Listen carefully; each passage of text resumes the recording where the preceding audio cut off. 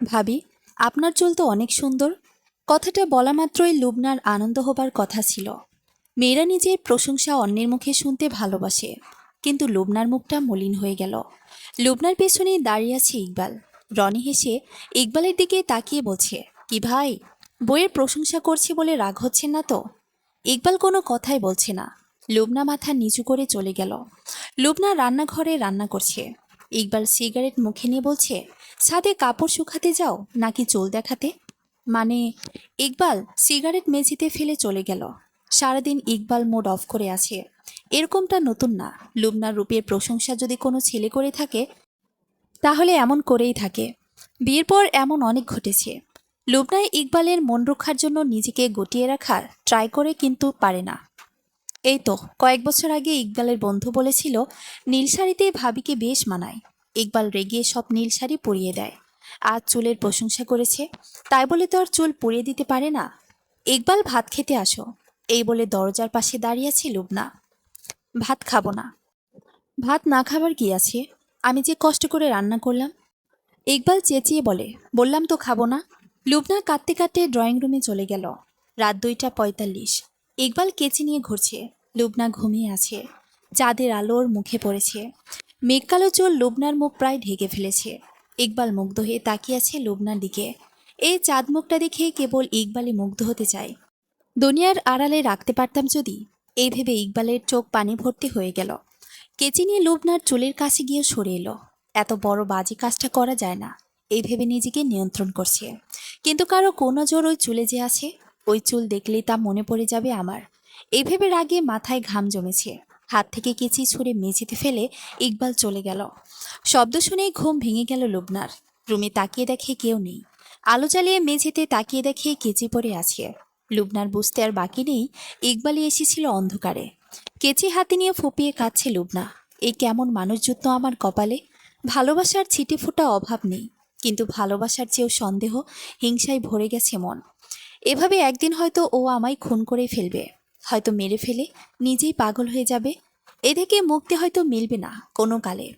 হাতে কেচি নিয়ে লুবনা আয়নার সামনে দাঁড়িয়ে আছে। চুল থাকবে যতদিন, হয়তো ইকবাল এভাবে রাতের ঘুম হারাম করবে নিজের।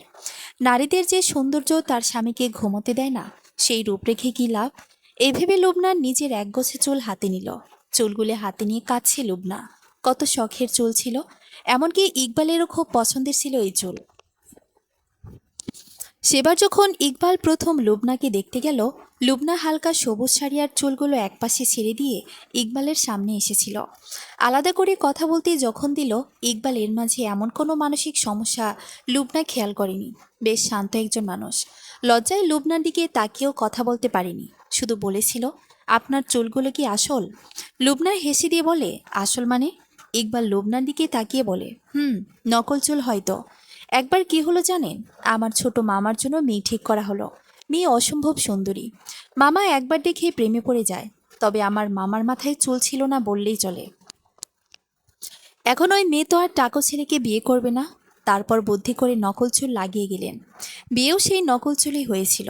বাসরাতে নাকি মামি তার মাথার চুল খুলে দিয়ে বলেছিল, আমি আগেই জানতাম আপনি টাকো।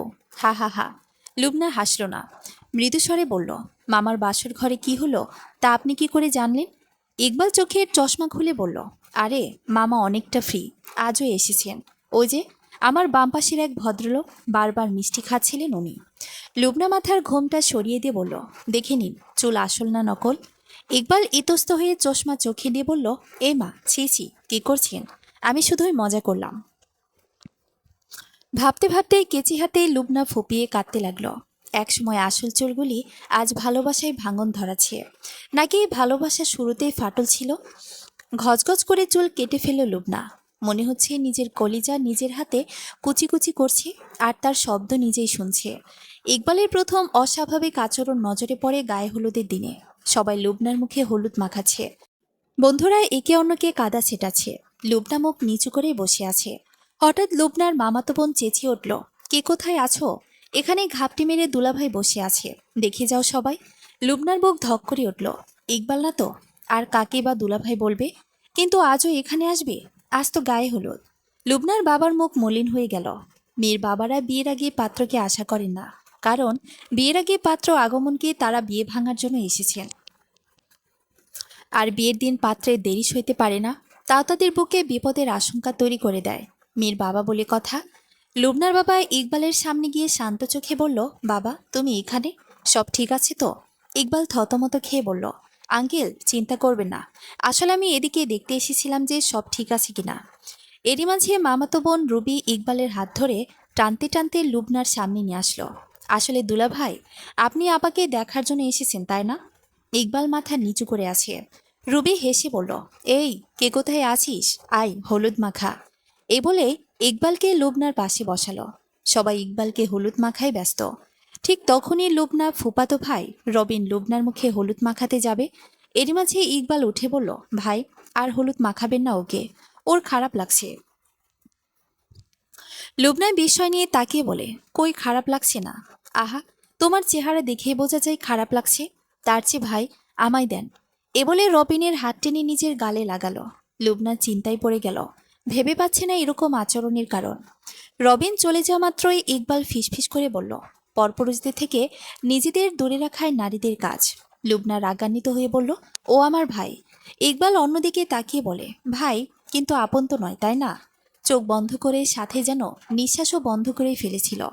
লুবনার খুব কষ্ট হচ্ছে, প্রিয় জিনিস বলি দেওয়ার কষ্ট মনে হয় এমনই। সেদিন তো এই চুলি ইকবালের প্রথম ভালো লাগার একটি ছিল। কি করে ভালো লাগার জিনিস খারাপ লাগায় পরিণত হয়, নাকি একদিন আমিও খারাপ লাগায় পরিণত হব, এই ভাবতে ভাবতেই কান্না করতে লাগলো লুবনা। সকাল হতেই ইকবাল রান্নাঘরের লুবনাকে খুঁজছে, কোথাও না পেয়ে বারান্দায় গিয়ে দেখে লুবনা দাঁড়িয়ে আছে মাথায় কাপড় দিয়ে। এখানে তুমি? নিজের বারান্দায় মাথায় কাপড় না দিলেও চলবে। লুবনা ইকবালের দিকে ফিরল। লুবনার শুকনো মুখ দেখে ইকবাল থমকে গেল। মনে হয় কতকাল না ঘুমিয়ে কাটিয়েছে মেয়েটা। এই কি হয়েছে? লুবনা মাথার কাপড় সরিয়ে দিল। কোমর সমান চুলগুলি আজ ঘাড়ের কাছে এসে বিদ্রুপ করছে। এ কি করেছো তুমি? তুমি তো কাল রাতে এটাই চেয়েছিলে তাই না? আর কেউ চুল সুন্দর বলবে না খুশি তুমি? ইকবাল চুপ করে আছে। চশমার ফ্রেমকে ঘৃণার ছোঁয়া ঝাপসা করে দিচ্ছে প্রতিনিয়ত। লুবনা চুপ করে চলে গেল। খুব স্বাভাবিকভাবে রান্নাঘরে কাজ করতে লাগলো। বাসায় একদম নীরবতা। ইকবাল রান্নাঘরের বাইরে দাঁড়িয়ে লুবনাকে দেখছে। আমায় ক্ষমা করে দিও লুবনা। লুবনা চুপ করে আছে। কিছুক্ষণ বাদে চায়ের কাপ এগিয়ে দিল ইকবালের হাতে। চলে যেতে নেবে ঠিক এমন সময় ইকবাল হাত ধরল লুবনার। লুবনা মাথা নিচু করে বলে, ছাড়ো না, আগে কথা বলো। লুবনা চুপ করে আছে। আমি এমন কেন বলতে পারো? আমার ভিতরে হারানো ভয়ে কাজ করে খুব। লুবনা হেসে দিল। হাসছো? প্রায় 1 বছরের সংসার জীবনে আমি আমার পুরো স্বাধীনতা দিয়ে এসেছি। এখন কেবল বাকি আছে মরে যাওয়া। যে মেয়ে একসময় লেখাপড়ায় ভালো ছিল, যার ইচ্ছে ছিল চাকরি করা, সে এখন করে না, শুধু এই সম্পর্কটাকে টিকিয়ে রাখার জন্য। এগুলো তো ভালোবাসা লুবনা। কোনটাকে ভালোবাসা বলে? রাতে ওয়াশরুমে গেলেও দরজার বাইরে কান পেতে শোনা যে আমি কারো সাথে কথা বলি কি না, নাকি আমার ফোনে আননোন নম্বর থেকে কল আসলে আমায় সন্দেহ করা? বলো। আমি অনেকটা ঘর বন্দি হয়ে আছি, ঠিক বন্দি পাখির মতন। মাঝে মাঝে মরতে খুব ইচ্ছে হয় জানো। থামো প্লিজ, যাও, আমি আর কিছু করব না। তুমি যা বলবা তাই করব। তাই করবে? হুম। আমার সাথে ডাক্তারের কাছে যাবা? একবারের মলিন মুখ যেন ক্রমাগতভাবে লাল হয়ে গেল। মাথার এক পাশটায় ঘাম টপ টপ করে পড়ছে। তুমি কি আমায় পাগল ভাবছো? মোটেও তাই নয়। তুমি কিঞ্চিত অসুস্থ, তাই ডাক্তারের কাছে যাওয়া উচিত। ইকবাল হাত থেকে চায়ের কাপ মেঝেতে ছুঁড়ে ফেলে চলে গেল। এভাবে রাগ করেছিল বিয়ের প্রথম দিনই। গায়ে হলুদের রাতের পর লুবনার মনে অজানা ভয় বাসা বাঁধে। ইকবালের বিহেভিয়ার একেবারেই ভালো লাগছে না। লুবনা বিছানায় শুয়ে আছে। গায়ে হলুদের অনুষ্ঠান শেষ হতে হতে রাত 11টা বেজে গেছে। লুবনার বিয়ের দিনের কথা ভাবা উচিত ছিল, কিন্তু বারবার ভাবছে ইকবাল কেন এলো আজ। লুবনার বাবা মেয়ের রুমে এলেন। মাথার কাছে বসে মাথায় হাত দিয়ে বললেন, ঘুমিয়েছিস মা? না বাবা। মারে, কাল তো তুই চলে যাবি। একে একে সবাই আমারে ছেড়ে চলে যায়। তোর মায়ের কি উচিত ছিল এত জলদি আমারে মুক্তি দেওয়া? মহিলা চিরকাল নিজের কথাই ভাবলেন। আমার কথা তার ভাবার আর সময় কই? বাবা, তুমি এমনভাবে বলছো যেন মা বেড়াতে গেছে। মায়ের কি ইচ্ছে হয়েছিল মরে যেতে? সেবার হাসপাতালে যেদিন মাকে শেষ দেখা, সেদিন মা আমায় কি বলেছিল জানো বাবা? কি বলেছিল? আমি আল্লাহর কাছে যা চাইছি সবই পেয়েছি। চেয়েছিলাম আমার স্বামী আমার সন্তানের আগে যেন আমার মরণ দেখে। আমি যাচ্ছি। লুবনার বাবা তার চোখে পানির উপস্থিতি টের পাচ্ছেন। লুবনা বাবার বুকের উপর মাথা রেখে বলল, বাবা, আমিও চাই আল্লাহ যেন তোমার আগে আমায় নেয়। বাবা লুবনাকে শক্ত করে ধরে বলল, তোরা মা আমি মিলে কেন আমায় শাস্তি দিতে চাস? আজ এসব কথা না, তুই বল, তোর মনে আক্ষেপ নেই তো যে মা থাকলে হয়তো এটা ওটা যেত, আমি করিনি? হুম, আছে তো। কি বল? ইকবাল এমন হুট করে এসে পড়ল, তুমি কিছুই বললে না। আমার ওর কিছুই ভালো লাগছে না বাবা। আরে বোকা মেয়ে, জামাই বাবা একদম আমার মতন। তোর মাকে যেদিন বিয়ে করলাম, তোর নানা বললেন যেদিন তুলে নিতে পারবো সেদিনই মেয়েকে তুমি দেখবে। কিন্তু আমার মাইনে তখন কম ছিল, মসজিদে বিয়ে করে এসেছি, তুলে নেওয়া সম্ভব ছিল না। আমার তোর মাকে দেখতে খুব মন চাইতেছে। কি করলাম জানিস? ভিক্ষুক সেজে তোর নানা বাড়ি ভিক্ষা করতে গেলাম। কি মুসিবত! ভিক্ষা দিতে আসলো তোর নানি। তোর মা কোন চুলায় ছিল কে জানে। আমি তোর নানুরে জিজ্ঞেস করলাম, আম্মা, বাড়িতে কেউ নাই? সে হেসে বলে, আছে, আমার মেয়ে আর মেয়ের জামাই। আমি ভাবলাম জামাই দেখি, ভিক্ষুক এখন তাইলে কোন জামাই? আমি কৌতূহল নিয়ে জিজ্ঞেস করলাম, জামাই? সে হেসে বলে, ওই যে ভিক্ষুক জামাই। আমি মেয়ের মা। পাত্র দেখার সময় কিঞ্চিত ফাঁকফোকর রাখেনি। তুমি যে সাজে আসো না কেন, আমি খুব চিনতে পারবো।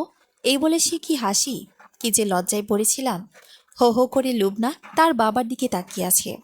এই ঘটনা হাজারবার শুনেছে ওর বাবার কাছে।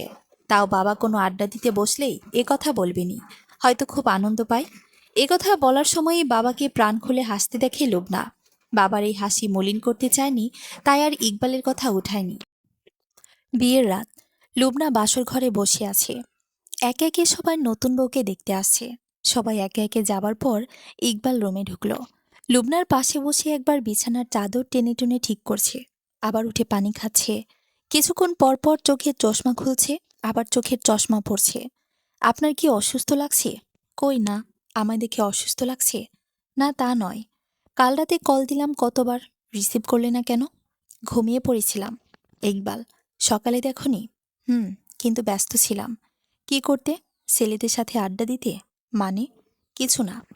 এরই মাঝে দরজায় কড়া নেড়ে কেউ চেঁচিয়ে বলল, শালাবাবু, দরজা এত জলদি দিয়ে দিলে হবে? বউরে আমাদের দেখাবে না? ইকবাল চুপ করে আছে। দরজাটা খুলুন গিয়ে।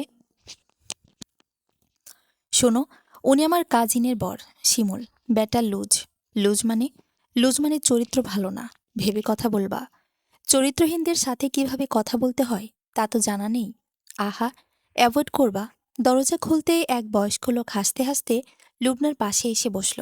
বয়সে একদম লুবনার বাবা বয়সী। এই মেয়ে, আমি কিন্তু দুলাবাই হই তোমার। লুবনা উঠে সালাম দিল। মনে মনে ভাবছে এই বয়স্ক লোকের সম্পর্কে ইকবাল কি না বলল। জি দুলাভাই, জানি। ইকবাল খাটের পাশে দাঁড়িয়ে আছে। তো শালাবাবু, বউ তো মাশাল্লাহ পড়ি। আমি তো প্রেমে পড়ে গেলাম, হা হা হা। বউরে সাবধানে রাইখো, পালাইয়া যাইতে পারে। দুলাভাই, আপনার বয়স কি দিন দিন কমতেছে? কদিন পর মেয়ে বিয়ে দিবেন, আর এখন এসব লো ক্লাস রসিকতা। নতুন বউ তুমিই বলো, আমার বয়স কি বেশি? বিয়ে করলে করতে পারি না? হুম। দুলাভাই, যান গিয়ে ঘুমান, ক্লান্ত আপনি। শিমুল হাসতে হাসতে বলল, বোঝা শেষ, গেলাম। এখন তো তোমাদের সময়। এ বলে রুম থেকে চলে গেল। লুবনা, এসব বলার কি দরকার ছিল? তোমারও বা এত ঘেঁষাঘেঁষির কারণ কি? মানে? কিসব ভাষা ইউজ করছেন? এ বলে পাশে টেবিলে রাখা দুধের গ্লাসের দিকে চোখ পড়ল লুবনার। বারবার তাকে শিখিয়ে দেওয়া হয়েছে ইকবাল আসলেই ওকে দিতে। গ্লাস হাতে নিয়ে ইকবালের কাছে তুলে ধরে বলে, ওনাকে যেতে না বললেও যেত, কি ভাবলো বলুন তো? আচ্ছা, তোমার তার সাথে থাকতে ভালো লাগছে? তাহলে বলো, আমি রুম থেকে বের হয়ে তাকে পাঠিয়ে দিই। লুবনা থ হয়ে দাঁড়িয়ে আছে। লুবনার হাত থেকে দুধের গ্লাস নিজের হাতে নিয়ে ইকবাল মেঝেতে ফেলে দিল। ভাঙা গ্লাস দেখে কাঁদতে কাঁদতে পার করেছিল ফুলশয্যার রাত। এমন হয়তো কোনো মেয়ের জীবনেই হয়নি। চায়ের কাপের ভাঙা টুকরো করি তুলতে তুলতে লুবনা ভাবল, সেদিন রাস্তার পাশে একজন সাইকিয়াট্রিস্টের নাম সাইনবোর্ডে দেখতে পেয়েছিল। সাইনবোর্ডে বড় বড় লেখা ছিল, মনের অজানা রোগ এখানেই উপড়ে ফেলা হয়। লেখাটা হাস্যকর লাগলেও লুবনার কাছে তার কাছে যাওয়া ছাড়া আর কোনো উপায় নেই। ইকবাল অফিস যাওয়ার সাথে সাথেই লুবনা বেরিয়ে পড়ল। সাইনবোর্ড দেখে নেমে পড়ল রাস্তায়। সরু গলির সামনে সাইনবোর্ড, ভেতরে যাবার কথা বলা হয়েছে। কিছু দূর গিয়েই একটি পুরনো বিল্ডিং দেখা গেল, সেখানে একই সাইনবোর্ড। একজন মধ্যবয়স্ক লোক দেখা গেল দোতলার বারান্দায় লুঙ্গি পরে দাঁড়িয়ে ব্রাশ করছেন। আচ্ছা, রেজাল সাহেবের চেম্বার কি এখানে? লোকটি চোখ বড় বড় করে সেকেন্ড খানেক তাকিয়ে বলে, হুম। মনের রোগ বেঁধে থাকলে ওপরে চলে আসুন, এ বলে বারান্দা থেকে লোকটি ভেতরে চলে গেল। লুবনার তার ব্যবহার পাগলের মতোই লাগলো। হয়তো উনিও রোগী। 40% মাথা ঠিক আছে, তাই হয়তো পাগলা গারোতে এ যায়নি। আর কি, এই ভেবে সিঁড়ি বেয়ে ওপরে চলে গেল। দোতলায় গিয়ে দেখতে পেল দরজা খোলা। লুবনা বাইরে দাঁড়িয়ে কাশির ভঙ্গি করে বলছে, ভেতরে কেউ আছেন? ভেতর থেকে পুরুষ কণ্ঠ ভেসে এলো, আসুন আসুন। লুবনা ভেতরে গিয়ে বসল। আশেপাশে তাকাতে রুমের ভেতর থেকে সেই লোক বের হলো। শুধু লুঙ্গি পরিবর্তন করে পাজামা পরে এসেছেন। রেজাউল সাহেবকে ডেকে দেওয়া যাবে? লোকটা হু বলে লুবনার সামনাসামনি বসল। লুবনা ভয় পাচ্ছে, লোকটার কার্যকলাপ ভালো লাগছে না। লুবনা ভারী গলায় বলল, কি, রেজাল সাহেব নেই? লোকটি ভ্রু বাঁকিয়ে বলছে, আপনি কি তার চেহারা চিনেন? না। তাহলে কিভাবে বুঝলেন যে আমি রেজাউল নই? আমি রেজাউল। এখন বলুন, এই রোগে কবে থেকে ভুগছেন? কিসের রোগ? আহা, এই যে মানুষকে নিজের কল্পনা দিয়ে ভাবা। এই যেমন আপনি ভেবেছেন রেজাউল সাহেব হয়তো গোঁফ, দাড়িওয়ালা, নিতান্ত ভরি বিশিষ্ট মানুষ হবে। এটাও এক প্রকার রোগ। আমাদের প্রতিটি মানুষেরই কিছু উদ্ভট মানসিক রোগ থাকে। এই যেমন কয়েক মাস আগের এক রোগীর কথাই বলি। রোগী প্রেমে পড়েছে এক রিকশা চালকের। প্রেমের কারণ হলো সে দেখতে কিছুটা সালমান খানের মতো, আর সে নায়ক খুব পছন্দ। এখন তার মাথার ভিতর কাজ করছে, ওকে বিয়ে করলে সালমানকে বিয়ে করা হবে। কি মজার ব্যাপার, তাই না? হা হা হা। তারপর থেকে তাকে জিজ্ঞেস করলাম, ধরুন সেই রিকশাচালক সালমান ভাই একদিন ট্রাকের তলায় চাপা পড়ে তার মুখে বিকৃতি ঘটেছে। তখন তাকে সালমান তো ভালো, তার কঙ্কালের মতোই তার কঙ্কালের মতো লাগছে না। তখনও কি আপনার ভালোবাসা থাকবে? মেয়ে বলে ওঠে না। বললাম, ভালোবাসা আর ভালো লাগা এক না। ভালো লাগা দিয়ে আর যাই হোক সংসার করা যায় না। সে সালমান খানের মতো আপনার বডিগার্ড হতে পারবে না। দেখবেন 2-1 মাস পর অভাবে ভালো লাগাও ফিকে হয়ে যাচ্ছে। সেই রোগী সেদিন আসছিল আমার সাথে দেখা করতে, আমাকে ধন্যবাদ দিতে। কিন্তু আমি জানি ও আবার কারো প্রেমে পড়বে, আর সেটা ভুল মানুষেরই। কারণ এই টাইপের মানুষ ভুল বারবার করে। লুবনা লোকটির দিকে নজরহীনভাবে তাকিয়ে আছে। একে দেখে একদমই পাগল মনে হচ্ছে। হয়তো এসব রোগীর সাথে ওঠা বসা করতে করতে এমন হয়েছে। রেজাউল সাহেবের মাঝে উঠে বলল, ভয় পাবেন না, আমি পাগল নই। এখন বলুন, চা না কফি? লুবনা থতমত খেয়ে ভাবছে, এ মা, উনি মন পড়তেও জানেন নাকি? আমি যা ভাবছি তাই বলে দিল। চা খাবো না, ধন্যবাদ। আমি খাবো, কিন্তু একা একা তো খাওয়া যায় না। 2 কাপই আনতে বললাম। বলে সমীর দিকে চা দিস দুটো। আন্টি থাকেন না? না, তার সাথে সেপারেটে আছি। সে তার সন্তানের সাথে ইউকেতে থাকে। লুবনা, সেপারেট? বিয়ের 27 বছর পর মনে হলো আমার মাথায় প্রবলেম আছে, তাই ছেড়ে গেছে। হা হা হা। লোকটার কথায় কথায় হাসিটা কেমন যেন সাধারণ নয়, মনে হচ্ছে জোর করে হাসছে। ভাবতে ভাবতে লুবনা বলল, স্যার, আমি খুব জটিল প্রবলেম নিয়ে এসেছি। প্লিজ আমায় পথ দেখান। ভাববেন না। I will try to my best. আমি সব কিছুই আমার বেস্ট ট্রাই করি। যেমন এই যে, আমি হাসিটা আমার সব সস্তা দিয়ে। হার্ট ব্লক ডাক্তার বলেছে দেহ থেকে প্রাণ যাওয়ার আগ অব্দি ঠোঁটের কোণ থেকে হাসি সরানো যাবে না। তাই হাসি সব কথায়। হা হা হা। ধরুন আমি এখনই কথা বলতে বলতে মারা গেলাম, হাসি অবস্থায় মারা গেলাম। বাই চান্স আমার মৃত্যুর যন্ত্রণায় হাসি ধরে রাখতে পারলাম না। তখনও কিছু মানুষ আমার মলিন মুখ দেখেই বলবে লোকটা অনেক কষ্টে মারা গেছে। কেউ কেউ বলবে লোকটা পাপী ছিলেন। এই যে আমরা মানুষের বাহ্যিক দেখে ভেতরের মানুষটাকে ব্যাখ্যা দেই, তাও এক ধরনের রোগ। বলতে গেলে আমরা জন্ম থেকেই সবাই রোগী। যাক, আমার কথায় বিরক্ত হবেন না। সারাদিন কথা বলার মানুষ আপনারাই। কথা বলার ফাঁকে আমায় হাসি খুঁজে নিতে হবে। এখন বলুন আপনার কি রোগ? আমার নয়, আমার স্বামীর। তাহলে আপনি কেন এসেছেন? আমাকে রোগীর রোগটা আইডেন্টিফাই করতে হবে, তার জন্য আমার রোগী কি দরকার? লুবনা মুখ মলিন করে বলল, রোগীর রোগটাই তো আমি। রেজাউল সাহেব চা মুখে নিয়ে বললেন, আপনি রোগ? বাহ, ইন্টারেস্টিং তো। আমার ক্যারিয়ারে প্রথম রোগী না এসে রোগ পাঠিয়ে দিয়েছেন। লুবনা চুপ করে আছে। তা বলুন, কী ধরনের উপদ্রব্য আপনি সৃষ্টি করেন? স্যার, আমি আসলে মজা করছি না। হয়তো আপনি আমায় পাগল ভাবছেন, তবে তা নয়। আমার বর হলো রোগী, আর সে স্বীকার করতে চায় না সে অসুস্থ। তাই সে আসবেও না কখনো। Please help me sir. মেয়েটির বোরকার আড়াল থেকে কেবল চোখ জোড়া দেখা যাচ্ছে, আর তা কথা বলতে বলতে পানিপূর্ণ হয়ে যাচ্ছে। রেজাউল তা ভালো করে লক্ষ্য করছেন। আচ্ছা, বুঝলাম। তা বলুন, তার ভিতর কি সিমটম দেখতে পান? সে কি টর্চার করে? হুম, মানসিক। সে আমায় সন্দেহ করে, অকারণে সন্দেহ করে। তা প্রথম কবে নাগাদ লক্ষ্য করলেন? বিয়ের আগের দিন থেকেই। আমার কাজিনদের সাথে মিশতে দেয় না। একবার আমার নীল শাড়ির প্রশংসা করায় সে আগুন দিয়ে পুড়িয়ে দেয়। আমি বিয়ের পর থেকে বোরকা পরে বের হই। তারপরের বাসার থাকা অবস্থায় আমি একা কোনো রুমে থাকতে পারি না। তাহলেই সে আমার উপর গম্ভীর ভাব নিয়ে থাকবে। মনে হয় আমি কোনো অপরাধ করেছি। এছাড়া ও আমার বেডের পাশে জানালার পর্দাও আমি দিনই খোলা রাখতে পারি না। তিনি কি কখনো আপনার গায়ে হাত তোলে? না। তবে তার সন্দেহ করা তার মুখে ফুটে ওঠে। খানিকের ভিতরই রুড হয়ে যায়। এরপর আমাকে অ্যাভয়েড করতে থাকে। নর্মাল হাতে খুব সময় নেই। এগুলো হয় আসলে দুটি কারণে। এক, পরিবেশের খারাপ, ব্যাপারগুলি তাকে খুব আকর্ষণ করে। আর না হয় সে হারানোর ভয় থেকে এসব করছে। এমন চলতে থাকলে হয়তো একদিন আমারই মরে যেতে হবে। সেবার মরতে চেয়েছিলাম জানেন। মৃত্যুর সমাধান হলে ডাক্তাররা ওষুধ দেওয়ার পরিবর্তে বিষ দিত। বাবা মার বিয়ের দিন ৩ মাসের মাথায় মারা যায়। আমি তার মৃত্যুর খবর পেয়ে বাড়ি যাই। একমাত্র মেয়ে আমি। আমাকে আমার বাবার মৃত্যু ২ দিনের মাথায়ও নিয়ে আসে। আমি তখন খুব আপসেট হয়েছিলাম। বাবা চলে যাওয়ার পর মাথার ওপর ভরসার হাতই চলে গেল। তার উপর আমার বর্তমান আস্থার জায়গা। আমার বড় হলেও আমি সেটা নিরাপদ মনে করিনি। তাই মৃত্যুর চেষ্টা করেছি। তবে সেদিন বেঁচে গিয়েছিলাম। তারপরও কিছুদিন স্বাভাবিক ছিল। আবার কয়েকদিন পর আবার আগের মতোই হতে লাগলো। আমার মনে হয় কি জানেন, ও ঠিক হয়ে যাবে, তবে আমি মরার পর। রেজাউল সিগারেট হাতে নিয়ে বলল, সিগারেটে প্রবলেম নেই তো? না, ঠিক আছে। তবে এসব ভালো না আপনার শরীরের জন্য। আর শরীর এই বলে রেজাউল সাহেব উঠে দাঁড়ালেন। সিগারেটের ধোঁয়ায় যেন ভেতরে চাপা দীর্ঘ নিঃশ্বাস উড়িয়ে দিচ্ছেন। একটা ঘটনা বলি তোমায়। তুমি বললাম, তুমি আমার মেয়ের বয়সী হবা। শোনো, আমি আগে প্রচুর সিগারেট খেতাম। তোমার আন্টির একদমই পছন্দ ছিল না এটা। প্রথম প্রথম কসম দিত। আমি ২-১ দিন খুব কষ্ট করে থাকতাম। যে চিন্তা ভর করত, অমনি কসম ভুলে গিয়ে ২-১টা টান দিয়ে ফেলতাম। পরে যদিও তা অনুতপ্ত হতাম। বাসায় আসার আগে চকলেট খেয়ে আসতাম। আবার গায়ে পারফিউম দিয়ে আসতাম। তোমার আন্টির ঘ্রাণ শক্তি ছিল বেশ প্রখর।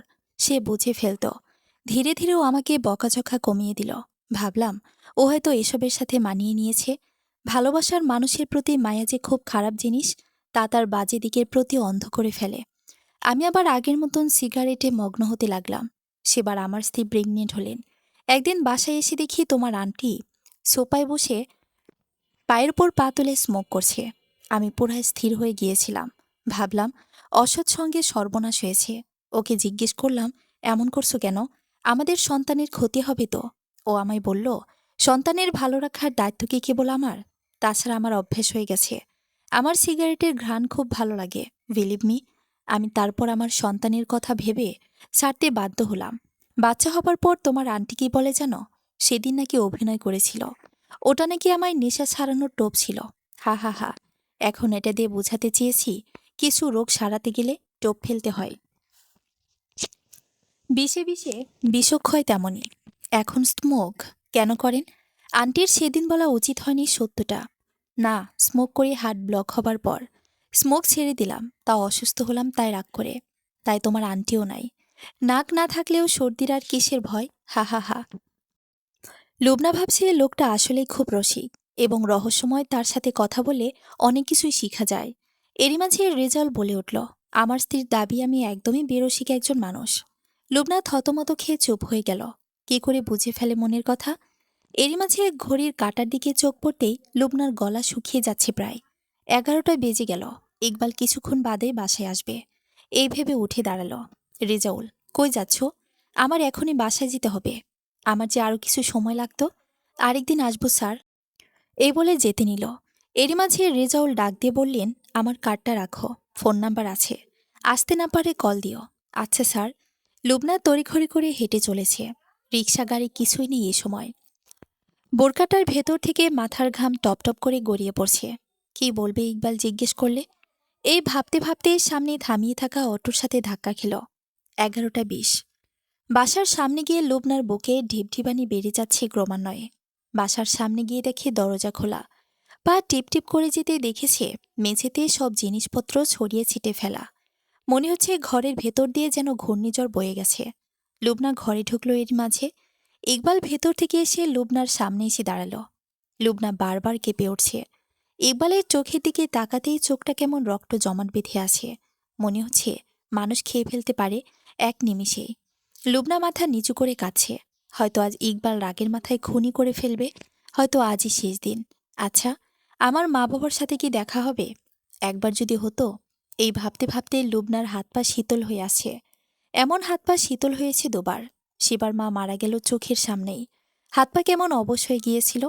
আর বাবা মারা যাবার সপ্তাহখানেক আগে থেকেই হাত পা কেমন বরফ হয়ে যেত। হয়তো বিপদের আভাস। ইকবাল কিছু বলছে না। রাগী চোখে এক দৃষ্টিতে লুবনার দিকে তাকিয়ে আছে। কই গিয়েছিলে?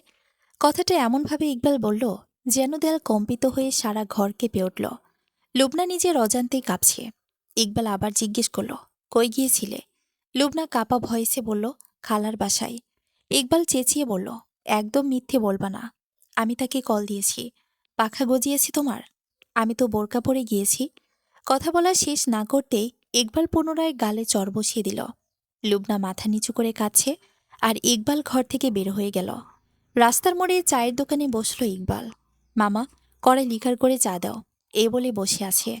এই প্রথম লুবনার গায়ে হাত তুললাম। আমি কি পশু হয়ে যাচ্ছি দিনকে দিন? হলে হলাম। পুরুষ মানুষের মিচি বিড়াল হলে চলে না। বউয়ের কাছে দুর্বলতা দেখালে সে পার পায়। আচ্ছা, ও যদি আমায় ছেড়ে দেয়?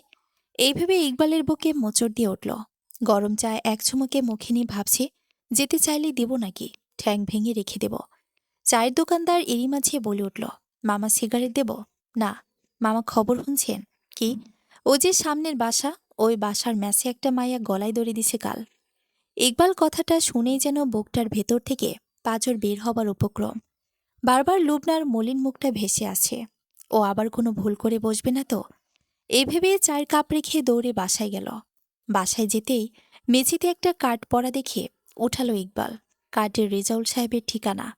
তার মানে লুবনা আমার জন্যই ডাক্তার খুঁজতে গিয়েছিল। দৌড়ে ভেতরে রুমে গিয়ে দেখে দরজা ভেতর থেকে লক করা। ইকবাল মাথায় হাত দিয়ে চুল টানছে। কি করে এত ভালো ভুল করলো? লুবনা, এই লুবনা, দরজা খোলো। যান, মাফ করে দাও। যাও, আর করব না এমন।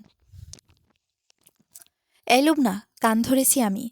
দরজা খুলে দেখো আমি কান ধরেছি। তুমিও আমায় দরকার পড়লে চর মারো। লুবনা, কথা শুনছ? দরজা অনবরত ধাক্কাচ্ছে ইকবাল। লুবনার কোনো সাড়া পাওয়া যাচ্ছে না। ভয়ে ইকবাল নিজের ভেতর সেদিয়ে যাচ্ছে। চিন্তা করল দরজা ভেঙে ফেলবে। কিন্তু ওপাশের ভয়াবহ রূপ দেখার মতন সাহস যে ইকবালের বুকে নেই। লুবনা দরজা না খুলে ভেঙে ফেলব। কিন্তু কথাটা বলা মাত্রই লুবনা দরজা খুলে দিল। সারা ঘর অন্ধকার করে রেখেছে মেয়েটা। অন্য পাশ ফিরতেই ইকবাল লুবনাকে জড়িয়ে ধরল। প্লিজ, আমায় ক্ষমা করে দাও। তুমি জানো আমি কতটা ভয় পেয়ে গিয়েছিলাম। লুবনা কথা বলছে না। তুমি এখনো বোরকা খোলনি কেন? লুবনা কোনো উত্তরই দিচ্ছে না। ইকবাল জানালার পর্দা সরাতে যাবে, ঠিক তখনই লুবনা ইকবালের হাত চেপে ধরে বলল, এই না, একদম না। পর্দার ওপাশটায় কেউ আছে। কে আছে? ওপাশে তো খালি জায়গা। না না, ওপাশ থেকে আমাকে দেখতে চায় লুকিয়ে লুকিয়ে। বদনজর লোকটার। এই লুবনা, কি বলছো তুমি? বোরকা খুলে ফেলো, গরম অনেক। ঘামিয়ে গিয়েছ। লুবনা আতঙ্কিত হয়ে বলছে, এই না না। চাপা গলায় স্থির স্বরে বলছে, ওরা আমার শরীর দিকে তাকিয়ে থাকে। কি লোভী চোখ ওদের! কারা? লুবনা খিকখিক করে হেসে বলছে, তুমি জানো না? ওরা আমাদের বাসার চারিদিকে লুকিয়ে থাকে। আমার চুল দেখে, আমার চেহারা দেখে। ইকবালের কাছে লুবনার ব্যবহার মোটেও সুবিধার লাগছে না। কেমন অদ্ভুত আচরণ, যা এর আগে কখনো করেনি। ওকে মানসিকভাবে ভেঙে পড়েছে। ইকবাল ভাবতে ভাবতে তালগোল পাকিয়ে ফেলছে। লুবনার হাত ধরে বলেছে, এই, তুমি বিছানায় আসো, তোমার ঘুম দরকার। লুবনা ইকবালের হাত থেকে নিজের হাত ছাড়িয়ে নিয়ে বলল, না। ওই লোক খাটের তলায়। ইকবাল খাটের নিচে তাকিয়ে বলে, এই দেখো কেউ নেই, তুমি আসো। আমি মাথায় হাত বুলিয়ে দিচ্ছি। লুবনা শুয়ে আছে। ইকবাল মাথায় হাত বুলিয়ে দিচ্ছে। ইকবালের মাথায় একরাশ চিন্তার ছাপ। কি হলো ওর? ও এমন আচরণ কেন করছে? কি করবে ভেবে পাচ্ছি না ইকবাল। লুবনার বাসার সবাইকে জানানো উচিত। তারাও বা কি করবে? সব দোষই আমার। আমার এমন অতিরিক্ত প্রেশারের কারণে আজও এমন হয়েছে। ওর কিছু হলে আমি নিজেকে কি করে ক্ষমা করব? এই ভাবতে ভাবতে সিগারেট একের পর এক শেষ করতে থাকে ইকবাল। এরই মাঝে ঘরের ভেতর থেকে লুবনার চিৎকার। ইকবাল দৌড়ে ঘরে গেল। লুবনা বিছানার একপাশে কুঁজো হয়ে বসে কাকে যেন হাত ইশারা করে বলছে, এই, একদম কাছে আসবি না। এই ওভাবে তাকাবি না, একদম আমার দিকে। ইকবাল লুবনার পাশে বসে বলছে, এই লুবনা, তুমি কাকে বলছো? কেউ তো নেই। লুবনা আঙ্গুল নিজের মুখের কাছে নিয়ে বলছে, এই চুপ। ওর হাতে কেচি আছে, দেখো না, আমার সামনে দাঁড়িয়ে আছে। হাউমাউ করে কেঁদে দিয়ে বলে, ও আমার চুল কেটে দিবে। ইকবাল লুবনাকে বুকে জড়িয়ে ধরে কেঁদে দিয়ে বলছে, এই, কি হয়েছে তোমার? আমার খুব ভয় হচ্ছে। লুবনার মুখ হাতে নিয়ে আলিঙ্গন করে বলছে, আমি তোমাকে হারিয়ে ফেলব না তো লুবনা? লুবনা এক স্থির দৃষ্টি নিয়ে ইকবালের দিকে পলক্ষীনভাবে তাকিয়ে আছে। মনে হচ্ছে এই দৃষ্টির কোনো জায়গায় ইকবাল নেই। একদম অচেনা একেবারে। রাত 11:45। ধীরে ধীরে লুবনার শরীরের অবনতি হচ্ছে। ইকবাল ভেবে পাচ্ছে না কি করা উচিত ওর। ভাবতে ভাবতে রেজাউল সাহেবের কথা মাথায় এসে গেল। সকাল হলেই তার কাছে যাবে, তাই মনস্থির করেছে। কি অদ্ভুত, যেখানে আমায় নিবে বলে ভেবেছিল মেয়েটা সেখানে আজ ওর জন্য যেতে হচ্ছে। লুবনা ঘুমাচ্ছে। ইকবাল পাশে চেয়ারে হেলান দিয়ে বসে লুবনার মুখের দিকে তাকিয়ে আছে।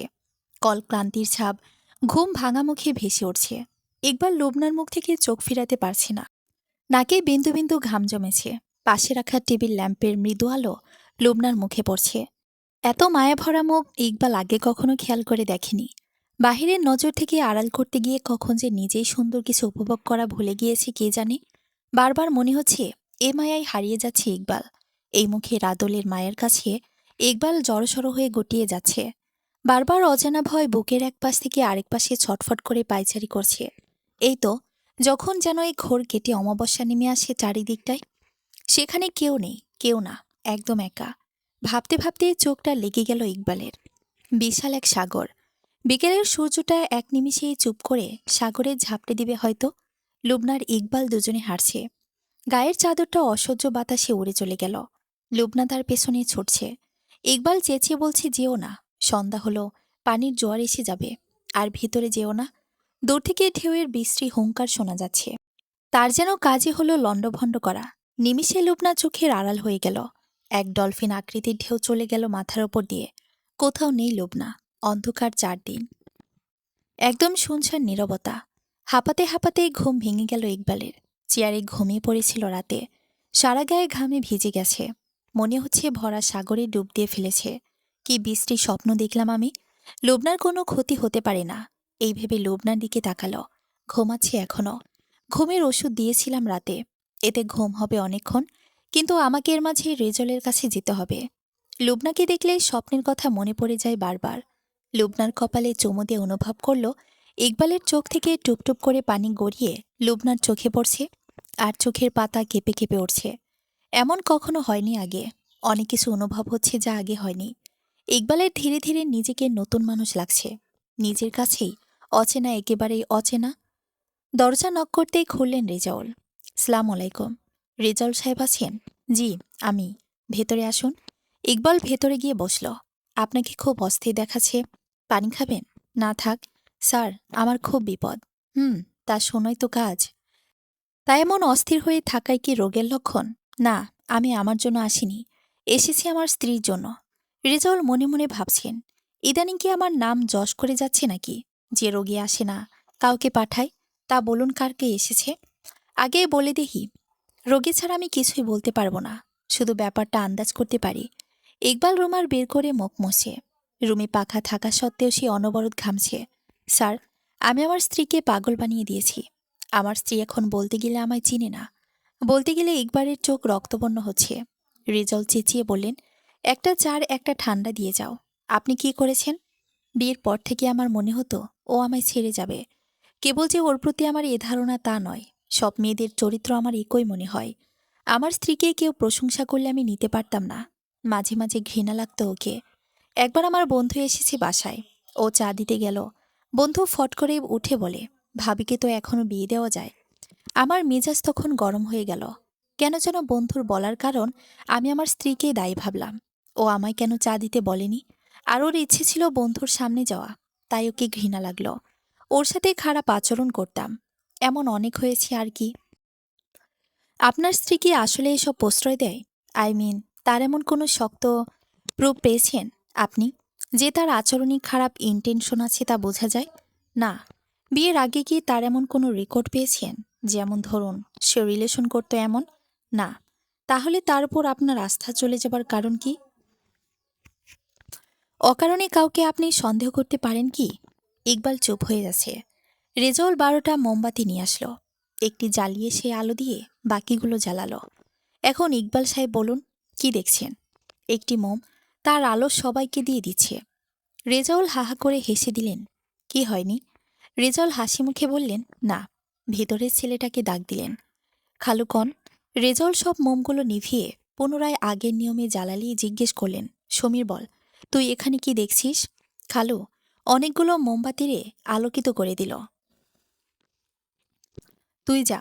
কি ইকবাল সাহেব, বুঝলেন কিছু? মোমের আলো শেষ হয় না কাউকে দিলে। তেমন আপনার স্ত্রীর সৌন্দর্য আরেকজনকে মুগ্ধ করতে পারে। তাই বলে কি আপনার স্ত্রী সব বিসর্জন দিল? শুনুন একটা কাহিনী বলি। আমি তখন খুব ছোট। পাশের বাসায় এক বুড়ো লোক থাকত। তার সব আইটেমের ফুল গাছ ছিল, বাহারি ফুল। আমার দেখতে ভালো লাগতো। রাস্তার পাশে দাঁড়িয়ে দেখতাম আর বলতাম, বাহ, কি সুন্দর ফুল। এই কারণে কিন্তু ওই বুড়ো লোক আর তার ফুল আমার হয়ে গেছে, সব ছিঁড়ে ফেলেনি। দেখুন, বউকে সেভ করার দায়িত্ব আপনার। যেমন সে বৃদ্ধ লোক তার ফুল গাছ সেফে রাখত, আপনি তাকে ভুল বুঝলে অন্যরা সুযোগ নেবে না। আমি আমার ভুল বুঝতে পেরেছি। আমার নিজেকে আরও স্বাভাবিক করতে হবে। রেজাউল, আমি সব ধরনের চেষ্টা করব। আমার স্ত্রী আমার জন্য নিজের চুল কেটে ফেলেছিল। এই বলে ইকবাল চোখ মুছতে লাগল। ও আমার মনের মতন হবার কম চেষ্টা করেনি। রেজাউল, যাক, আজ থেকে আপনি তার মনের মতো হয়ে যান। এখন বলুন, তার কি অবস্থা কীরকম? ও গতকাল থেকে অদ্ভুত আচরণ করছে। ভয় পাচ্ছে, ভাবছে কেউ দেখছে ওকে। সারাক্ষণ বোরকা পরে থাকে বাসায়। আপনি কি তাকে একবার দেখতে যেতে পারি? ও ভীষণ ভয় পেয়ে আছে। আজ না, আরেক দিন। আমি এখন কি করলে ও সুস্থ হয়ে যাবে? তার উপর মন থেকে ভরসা, আস্থা আনুন, সে ঠিক হয়ে যাবে। এভাবে চলতে থাকলে সে মারাও যেতে পারে। ইকবাল মুখ মলিন করে বলল, স্যার, আসি আমি। এই বলেই উঠতে নিল।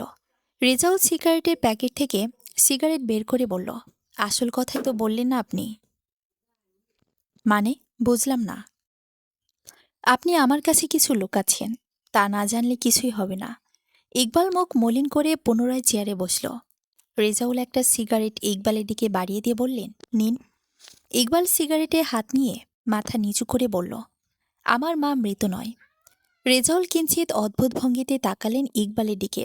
মা আছে, তাও মৃত বলতেন? ইকবাল আমতা আমতা করে বলছে, আজ উঠি আমার ওয়াইফ একা বাসায়। মানুষ তার দুর্বলতা কারো কাছে শেয়ার করতে ভয় পায়, এমনকি নিজের সবচেয়ে কাছের মানুষের কাছেও। সে ভাবে তারা এটাকে নিয়ে তামাশা করবে, তাকে ছোট করবে। তাহলে শুনুন, আমি আমার একটা উইক পয়েন্ট আপনাকে বলি। এটা আমার ওয়াইফও জানত না। ইকবাল আগ্রহ নিয়ে রেজাউলের দিকে তাকালো। রেজাউল মুচকি হাসি দিয়ে বলল, আমার একমাত্র সন্তান, কিন্তু সে আমাদের সন্তান নয়। আমার ওয়াইফ বা আমার সন্তান কেউই সেটা জানে না, হয়তোবা জানবেও না।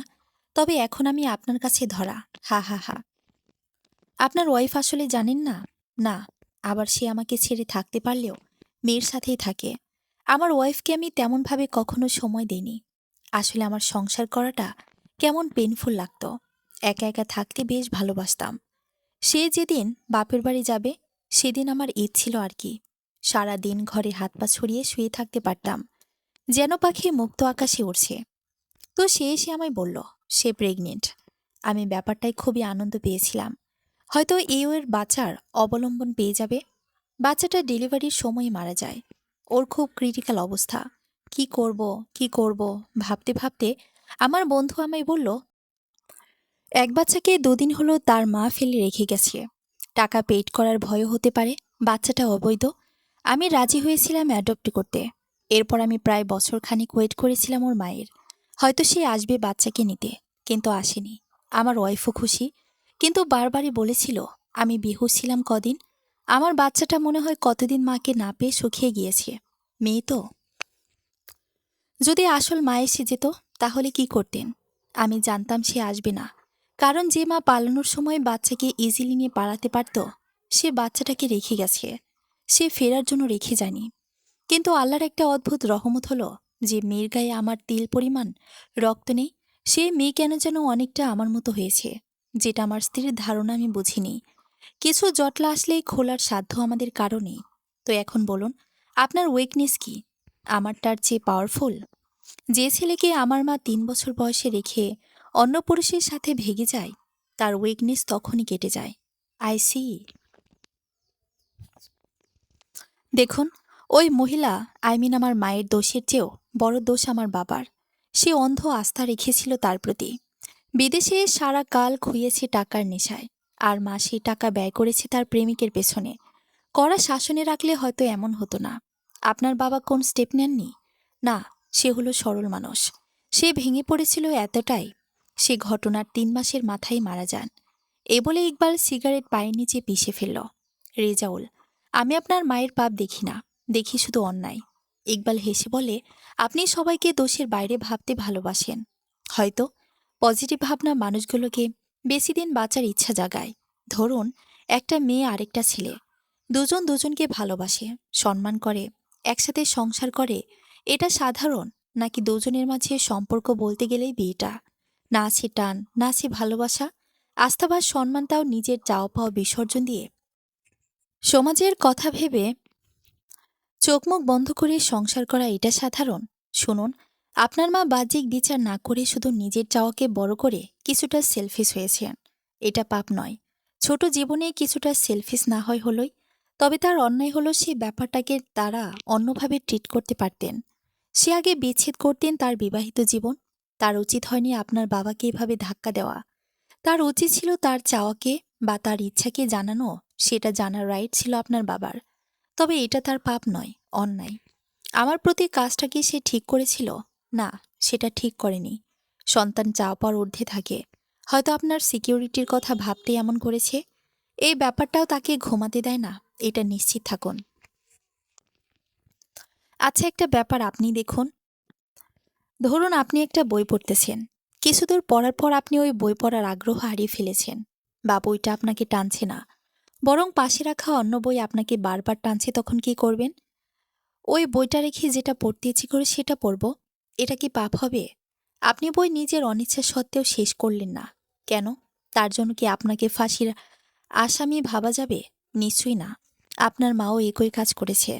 তার ভুল কেবল সে আগের বই খুলে রেখে আরেকটি বই পড়তে শুরু করে দিয়েছে। তার উচিত ছিল আগেরটা বন্ধ করে আরেকটা পড়া শুরু করা। এইটাই তার ভুল। এই ভুলটাই তাকে অনেক ভোগায় মেবি, জানি না। তবে এরপর আমার মামার ফ্যামিলি থেকেই আর তার সাথে যোগাযোগ করেনি। আমার সাথে দেখা করতে চেয়েছিল আমার বিয়ের সময়। যেহেতু সবাই জানে সে মৃত, তাই আমি চাইনি। আর যাই হোক, আমার বাবার মৃত্যুর আমি মানতে পারবো না।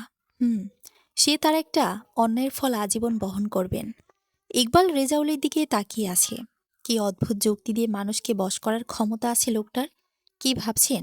শুনুন, আপনার মায়ের ভুল শাস্তি স্ত্রীকে দিয়েন না। এটা মারাত্মক ভুল হবে। ব্যাপারটা হবে এমন, যে জীবনে একটা বই পড়ে আপনার খুব অনিয়া আসলো, তাই আপনি বই পড়াই বাদ দিলেন, বা সব বই খারাপ তাই ভাবলেন। সবাই এক নয়। আপনি বললেন আপনার স্ত্রীকে আপনি অনেক প্রেশার দিয়েছেন, তার চুল কাটতেও বাধ্য করেছেন। এখন বলুন, এগুলো কি আপনাকে ছেড়ে যাবার জন্য কোনো কারণ নয়?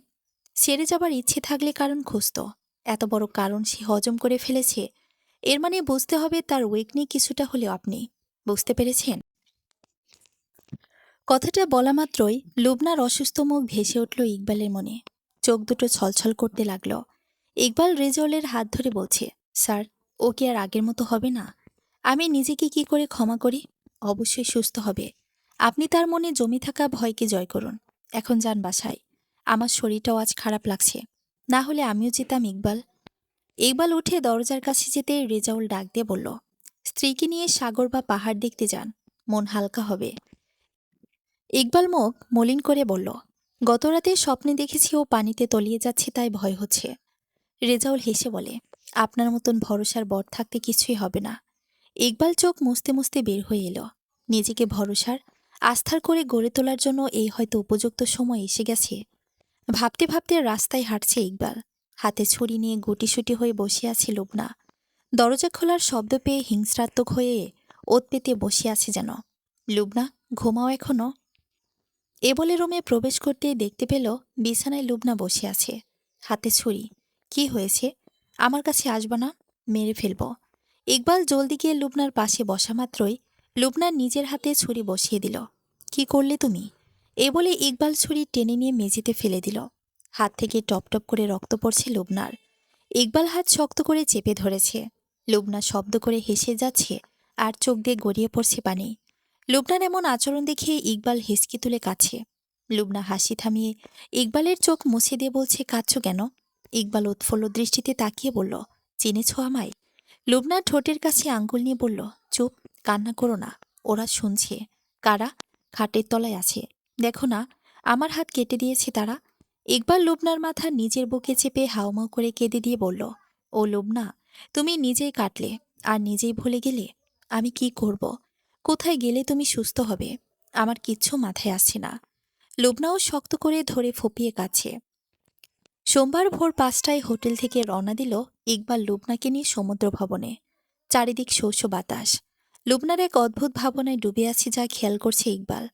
বেশ কয়েকদিন ধরে হাসে না, আবার কাঁদেও না। কথা বলায় বন্ধ করে দিয়েছে লুবনা। ইকবাল ১০টা প্রশ্ন করলে একটা উত্তর দেয়, তাও স্পষ্ট না। লুবনা, সাগর কেমন লাগছে? আচ্ছা, পানিতে পা ভিজাবে? আচ্ছা শোনো, তুমি কিন্তু আমার হাত ছাড়বে না, কেমন? হুম, ভালো লাগলে আরো কিছুক্ষণ থাকবো, কেমন? লুবনা আনমনে সাগরের দিকে তাকিয়ে আছে। পানি, খুব তৃষ্ণা পেয়েছে। এ বলে লুবনা একবারও ইকবালের দিকে তাকালো না। ইকবাল আশপাশটা দেখে কাউকে দেখল না যে পানি পাওয়া যাবে। কিছু পথ হেঁটে গেলে হয়তো পানি পাবো, চলো যাই। এ বলে লুবনার দিকে তাকালো। না, এখানেই থাকি, তুমি যাও। লুবনার কথা অনেকটা স্বাভাবিক লাগছে। হয়তো সেদিনের জ্বরের কথা মনে পড়েছে, তাই অভিমান করে চুপ হয়ে আছে। তাও এক ঝিলিক আনন্দ ইকবাল অনুভব করছে। রেজাউল সাহেব really genius. He also deserve thanks. গিয়ে জানাবো। এই ভেবে ইকবাল লুবনাকে বলল, দাঁড়াও, একদম নড়বে না, আমি যাব আর আসব। কিছুক্ষণ বাদে ফিরে এসে দেখে লুবনার পাশে এক ভদ্রলোক দাঁড়িয়ে আছে। ইকবালকে দেখতে লুবনা ইতস্ত হয়ে সরে দাঁড়ালো। হাই, আমি শোভন। এ বলে লোকটি হাত বাড়িয়ে দিল ইকবালের দিকে। ইকবালও হেসে হাত বাড়ালো। আপনার স্ত্রী একা দাঁড়িয়েছিলেন, ভাবলাম একটু কথা বলি। যাক, আমি ভাবলাম ও একা একা কি করছে, তাও তো কাউকে পেল। লুবনা ইকবালের হাসিমাখা মুখ দেখে একধানি তাকিয়ে আছে। কত পরিবর্তন। আচ্ছা, গেলাম। আর ভাই, এমন সুন্দরী বউকে একা রেখে যাবেন না। সবাই কিন্তু আমার মতো ভালো না। হা হা হা। খারাপ হলেও আমার স্ত্রীর প্রতি আমার পূর্ণ আস্থা আছে। বাহ, ভালো লাগলো। আচ্ছা, বাই। লুবনাই ইকবালের হাত থেকে পানির বোতল নিয়ে পানির ঝাপটা দিল মুখে। কৌশলে মেয়েরা চোখের পানি আড়াল করতে বেশ ভালোই পারে। সাগরের গর্জন হঠাৎ বেড়ে গেল। ইকবালের সেদিনের রাতের স্বপ্নের কথা মনে পড়ছে বারবার। ভয় লুবনার আঁচল শক্ত করে ধরে আছে। লুবনা সাগরের দিকে তাকিয়ে বলে, বইয়ের আঁচল সুপুরুষরা ধরে না। ইকবাল ইতস্ত হয়ে আঁচল ছেড়ে দিল। সুপুরুষরা বউকে একা ছেড়েও দেয় না। কি বড় বড় ঢেউ আসছে মনে হচ্ছে, ওটা আমায় ভাসিয়ে নিয়ে যাবে। ইকবাল লুবনার হাত ধরে টান দিয়ে নিজের কাছে নিয়ে এলো। এতটা কাছে যে সেখানে সাগরে নোনা জল পৌঁছানোর সাধ্য নেই। ঢাকায় ফিরেই প্রায় মাসখানিক সব নর্মাল, সব পরিবর্তন। ইকবাল আর আগের ইকবাল নেই। লুবনা অনেকটা স্বাভাবিক হয়ে উঠেছে। ইকবাল ভাবল রেজাউল সাহেবের কাছে যাওয়া দরকার। তাকে আজ নিজ হাতে মিষ্টি খাওয়াবে। তার বৌদ্ধ ওষুধের চেয়েও শক্তিশালী। আমার আস্থায় লুবনাকে ফিরিয়ে দিয়েছে। এই আমি অফিস গেলাম, অনেকদিন ছুটি কাটিয়েছি, আসতে লেট হবে। আসার পথে বন্ধুর বাড়ি হয়ে আসব, তুমি খেয়ে নিও। এ বলে একবার বের হয়ে গেল। অফিস থেকে ফেরার পথে হাতে মিষ্টির প্যাকেট নিয়ে তড়িঘড়ি করে সিঁড়ি বেয়ে ওপরে উঠছে ইকবাল। দরজার কাছে যেতেই চেনা মানুষের হাসির শব্দে থমকে যায় ইকবাল। দরজার আড়ালে দাঁড়িয়ে দেখে লুবনা রেজাউল সাহেবকে মিষ্টি দিয়ে বলছেন, আঙ্কেল, আমি বাবা হারানোর পর একজনকে পেলাম যে আমার প্রবলেম সলভ করতে পারে এক তরিতে। তা মা, এত আনন্দ বুঝি বরের মাথায় ভূত নামাতে পারে? হেসে বলল, আঙ্কেল, আপনার চেয়ে আন্টির ভূমিকা অনেক। রেজাউল সাহেব মিষ্টি মুখে নিয়ে বলছেন, কিভাবে? ওই যে আন্টি সিগারেটের মিথ্যে অভিনয় করে আপনার ব্যাড হ্যাবিট ছাড়িয়েছিল, আমিও সেভাবেই অভিনয় করে ওকে সুস্থ করতে পারলাম। টানা 1 মাস অভিনয় করা কিন্তু কম কষ্টের নয়। রেজাউল সাহেব হো হো করে হাসছেন, আর দরজার আড়ালে দাঁড়িয়ে আছে ইকবাল। হঠাৎ যেন সবকিছু মিথ্যে মনে হতে লাগলো। ঘৃণা ভিতর থেকে কান্না হয়ে ঝরতে লাগলো। বাসায় ফিরে এসে রকিং চেয়ারে শুয়ে আছে ইকবাল। এত অভিনয়, এত মিথ্যে আমার সাথে, এত প্রতারণা করলে তুমি লুবনা। এই কটা দিন আমি কিসের মাঝে ছিলাম তা বুঝেও না বোঝার ভান করলে। তুমিও তাহলে আমার মায়ের মতন, যে কটা বছর বাবার সাথে ছিলে শুধু অভিনয় করে গিয়েছো। আর তুমিও জানি সবার আমার মায়ের মতন সমাজের বুকে লাথি মেরে নিজের চাওয়াকে প্রাধান্য দেওয়ার সাহস থাকে না। তোমারও হয়তো নেই, কিন্তু ভেবো না আমি মুক্তি দিয়ে দেব তোমায়। ভাবতে ভাবতে চোখ থেকে গড়িয়ে পানি পড়তে লাগলো। ইকবালের এখন ভীষণ চিৎকার করে কাঁদতে ইচ্ছে হচ্ছে, কিন্তু সব চাওয়া কি পাওয়া হয়? আঙ্কেল, আমি এত খুশি আরেকটির কারণ আছে। আমি তো খুশিতে মরে যেতে ইচ্ছে করছে। এত খুশির কারণ কি? আন্দাজ করুন। আপনি তো মন পড়তে পারেন। রেজাউল মিষ্টির প্যাকেট থেকে মিষ্টি উঠিয়ে লুবনার মুখের সামনে ধরে বলল, নেও খাও, বাচ্চা কিন্তু মিষ্টি হবে। লুবনা চোখে ছলছল চোখা পানি। বাবা থাকলে কি খুশি না হতো? আচ্ছা, এত সুখ সইবে তো? ভাবতে ভাবতে রেজাউল সাহেব উঠে বললেন, নেও খাও, ভেবো না সব ভালোই হবে। লুবনা বিদায় নিয়ে আসতে নিলেই রেজাউল সাহেব পেছন থেকে বলল, আবার আসতে বলবো না, কারণ এখানে রোগ ছাড়া কেউ আসে না। ফ্রি থাকলে আমায় খবর দিও, আমি দেখতে যাব যদি আপত্তি না থাকে। আসলে একসময় একা থাকতে বেশ লাগতো, কিন্তু এখন বয়স বেড়েছে, তাই ভয়ও চেপেছে মরার। মানুষের ভেতর থাকতে ভালো লাগে। অবশ্যই যাবেন, ওর সাথে আলাপ করিয়ে দেব। রেজাউল সাহেব রহস্যময় হাসি দিলেন। আর আপনার তো একের পর আরেক রোগী, এরপরে হয়তো আসবে নতুন কেউ। তা আসুক, তবে তুমি শোনো মন দিয়ে। বরের জন্য ভালোবাসা রাখবা, সম্মান রাখবা, শ্রদ্ধা রাখবা, বিনয় হবা, কিন্তু কখনো তার মনের মতন হতে গিয়ে চুল কাটা, তার পছন্দের কাজ কিন্তু তোমার ভালো লাগে না, তা করবা না কখনো। চুল কেটেছি আপনি জানলেন কি করে? আমি তো বলিনি। রেজাউল সাহেব হেসে বলল, ওই যে মন পড়ে ফেলি। লুবনা হাসি দিয়ে নেমে এলো। বাসায় ঢুকলো লুবনা। এই তুমি বাসায় এসেছো? হা করো তো, নাও মিষ্টি খাও। ইকবাল চোখের উপর হাত দিয়ে শুয়ে আছে। এই হা করবা তো? হাত ছড়াতে দেখল ইকবাল চোখ ফুলে গিয়েছে। লুবনা উদ্বিগ্ন হয়ে বলল, এই কি হয়েছে? তুমি কাঁদছিলা? না। তাহলে মিষ্টি কিসের? সেরা অভিনয়ের মেডেল পেয়েছ সেই আনন্দে? মানে? ইকবাল মিষ্টির প্যাকেট হাত থেকে নিয়ে ফেলে দিল মেঝেতে। নাটক করো? কিছু জানো না? আমি কি ঘাস মুখে দিয়ে চলি? দুনিয়ার কিছুর হুঁশ নেই আমার। এখনই তুমি ঘর থেকে বের হয়ে যাবা, মুক্তি চাই আমি। লুবনা শিউরে উঠছে ইকবালের এই হিংস্র মুখ দেখে। তুমি আবার আগের মতন করছো? আবার শুরু করলা? ও, আমি শুরু করি এই বলে লুবনাও হাত ধরে টানতে টানতে নিয়ে গিয়ে দরজার বাইরে নামিয়ে দরজা দিয়ে দিল। ইকবাল ভাবছে আর আমার প্রতি দয়া দেখাতে দিব না আমি। তুমি আমার মায়ের মতো নিজের সুখ খুঁজে নাও। লুবনা ভয়ে গুটিয়ে আছে। প্রচণ্ড ব্যথা শুরু হয়েছে পেটে। আচ্ছা, ভয় পেলে নাকি বাচ্চার ক্ষতি হয়? আমার বাচ্চার কিছু হবে না তো? এই ভাবতে ভাবতেই সামনে ধীরে ধীরে আগাচ্ছে লুবনা। হসপিটাল থেকে বের হলো লুবনা। মলিন মুখ যেন রক্তহীনতায় ফ্যাকাশে হয়ে গেছে। সম্পদ পেয়ে যে ধরে রাখতে পারেনি সে। বারবার কানে বাজছে রেজাউল সাহেবের কথা। বরকে ভালোবাসা মানে তার অন্যায়কে ভালোবাসা না। যে বর মায়ের থেকে সন্তানকে কেড়ে নেয়, সেই বর দিয়ে আর কি হবে? না, সবকিছুই শেষ করে দেব। আর না। এভাবে বাসার দিকে রওনা হলো লুবনা। বাসায় ঢুকতেই ইকবাল বের হয়ে গেল। নিজেকে আজ আসলেই পাগল পাগল লাগছে লুবনার। অন্ধকারে থাকতে মন চাইছে ভীষণ। রুম অন্ধকার করে ফুপিয়ে কাছে। এরই মাঝে ইকবাল এলো। বা, আবার রুম বন্ধ করে নাটক হচ্ছে। এই বলে শুয়ে পড়ল নিজের জায়গায়। ভোর হতে ইকবাল সারা ঘর খুঁজেও পেল না লুবনাকে। ছাদে গিয়েও দেখল নেই। হাঁপিয়ে ঘরে ফিরতেই টেবিলের উপর কাগজ রাখা দেখে হাতে নিয়ে দেখল চিঠি। লুবনা রেখে গেছে। মিষ্টিটা যখন ছুঁড়ে ফেলে দিলে, তখন আমি টের পেয়েছিলাম আমার পেট থেকে যেন কে যেন আমার সন্তানকে টেনে সরিয়ে নিল। আমি আমার প্রথম সন্তানকে হারিয়ে ফেলেছি। তুমি জানো, ওকে আমি রোজ কল্পনা করে বুকে লালন করতাম, কিন্তু আজ সে বুকের কলিজায় ছিঁড়ে দিলে। অতিরিক্ত ভয় পেয়ে আমার বাচ্চাকে আমি হারিয়েছি কাল। বলবে হয়তো এটা অভিনয়, তবে জানি না বাবা হয়ে সন্তানকে মেরে ফেলার কষ্ট তুমি কি করে সইবে। আমি আর ফিরব না। মরতে পারতাম, তবে মরে গেলে তো আর সব শেষ হবে না। তুমি আগের মতোই থাকবে। তার চেয়ে বড় কথা, তুমি যেমনই থাকো, আর আমি তোমার ভালো খারাপ কিছুই চাইব না। নিজের পায়ে দাঁড়াতে হবে আমায়। আর পারলে ডিভোর্স দিও। আমি একটু মুক্তি চাই। খুব ক্লান্ত আমি, খুব। ভালো থেকো। ইকবাল চিঠিটা পড়া মাত্রই কেমন স্তব্ধ হয়ে গেল। মেয়েদের মতন হাউমাউ করে চাইলেই কাঁদতে পারে না ছেলেরা। আমার ভুলে আমি আমার সন্তানকে হারালাম? না না, ভুল কি? এটা খুন। I killed my baby. I killed. সবকিছুই শেষ করে দিলাম আমি নিজের হাতে। সবকিছু। রেজাউল সাহেব কাগজে লিখেছেন নতুন কেস।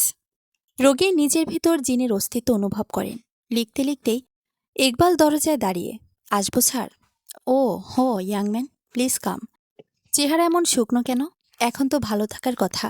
আপনি জানতেন আমার সন্তান হবার কথা, কিন্তু আমি আমার সন্তানকে মেরে ফেলেছি। রেজাউল সাহেব চেয়ারে বসা থেকে দাঁড়িয়ে বলল, what? Are you mad? Iqbal বিদ্রুপের হাসি হেসে বলল, সে আর নতুন কি? একটা হেল্প করবেন? কি? ইকবাল একটা খাম রেজাউলের হাতে দিয়ে বলল, এটা লুবনাকে দিবেন। খামে ঠিকানা লেখা আছে। কি এটা? Divorce paper. আমি সাইন করে দিয়েছি। You are out of your mind. Please বসো, মাথা স্থির করো। না স্যার, আমায় যেতে হবে। কোথায়? খুনিদের জায়গা জেলে হয়, আর নিজের সন্তানকে খুন যে করে সে পাগলই হয়, আর তার জায়গা পাগলাগারদে। এ বলে ইকবাল চলে গেল। চারিদিকে মানুষের হইচই।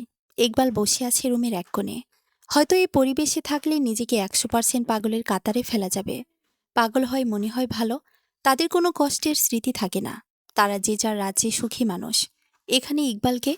কথাটা শুনে ইকবাল লোকটির দিকে তাকিয়ে বলল, আমি? আপনি আসলে ইকবাল? মানে কি আমি ইকবাল? না, এখানের সবাই এমনই বলে। ওই মিয়া, ফালতু কথা কেন বলো? আমি জানি না আমি কে? আহা, চড়ছেন কেন? অবশ্য আপনাদের এই একটা সমস্যা, এই রাগ, আবার এই পানি। ইকবাল চুপ হয়ে ভাবছে, আমি আসলে পাগল হয়ে যাচ্ছি। চলুন, আপনাকে কে যেন দেখতে এসেছেন। কে? প্লিজ বলুন। লোকটি হেসে বলে, ভাই, আপনি কি বেশি পড়ালেখার চাপ না নিতে পেরে পাগল হয়ে গেছেন? ইকবাল রাগে চোখ নিয়েও অনেক কষ্টে নিজেকে নিয়ন্ত্রণ করে শান্ত গলায় বলল, আমি পাগল নই মিয়া, তামাশা করেন? তাইলে এখানে কেন? অমন সবাই বলে, খনি, চোর আর পাগল নিজেদের অস্তিত্ব মানতে পারে না, স্বীকার করে না। চলেন এখন, অনেক সময় নষ্ট করছেন। খুনি শব্দটা শুনতেই বুকের ভেতর মোচড় দিল ইকবালের। সকাল থেকে লুবনার মুখটা মনে পড়ছে বারবার। চিপা একটা রুম আর তাতে একটি ছোট জানালা, যা দিয়ে আপনদের সাথে দেখা করা এখানের মানুষ। পাগলদের কাছে আপনরা আসতেও হয়তো ভয় পায়, ঠিক যেন চিড়িয়াখানায় খাঁচায় আটকানো পশু। ইকবাল জানালার কাছে যেতেই দেখল রেজাউল সাহেব। ও আপনি? খুঁজে পেলেন কি করে? মন দিয়ে খুঁজলে নাকি আল্লাহকেও পাওয়া যায়? ইকবাল হেসে বলল, আমাকে কেউ আবার মন দিয়েও খোঁজে? রেজাউলের আড়াল থেকে লুবনা বের হলো, মাথা নিচু করে বলছে, আমি তো খুঁজেছিলাম, মন থেকে চেয়েছিলাম তুমি সুস্থ হয়ে যাও, কিন্তু এ কি করলে তুমি? রেজাউল সাহেব সরে গেলেন। জানালার গ্রিলে ইকবাল হাত রেখে দাঁড়িয়ে চুপ করে দাঁড়িয়ে আছে। লুবনা হাতের উপর হাত রেখে বলল, তুমি আমার চেয়েও ভালো অভিনয় করো জানো।